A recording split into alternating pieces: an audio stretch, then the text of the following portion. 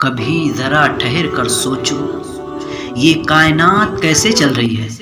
زمین کے اندر کی چیونٹی ہو یا آسمان کی بلندی میں اڑتا پرندہ، ہر ایک کے منہ تک روزی خود پہنچ جاتی ہے۔ یہ اللہ ہے جو زمین کے ذرے ذرے کو جانتا ہے، جس کے حکم سے درخت کے پتے گرتے ہیں اور جس کے رحم سے سمندر کی گہرائیوں میں مچھلی کو بھی رزق ملتا ہے۔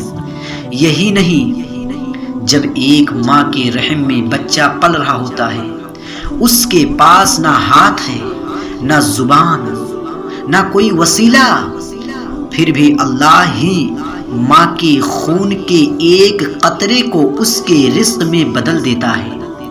کتنی باریکی، کتنی محبت کے ساتھ وہ پالنے والا اپنے بندے کو رزق دیتا ہے۔ قرآن میں ارشاد ہے، وَمَا مِن دَابَّةٍ فِي الْأَرْضِ إِلَّا عَلَى اللَّهِ رِزْقُهَا، یعنی زمین پر کوئی جاندار ایسا نہیں جس کا رزق اللہ کے ذمہ نہ ہو۔ تو اے انسان، اگر وہ رب اندھیرے رحم میں بچے کو بھوکا نہیں رہنے دیتا تو تمہیں کیسے بھول سکتا ہے؟ بس یقین رکھو، رزق تمہاری دوڑ سے نہیں، تمہارے رب کے لکھنے سے ملتا ہے۔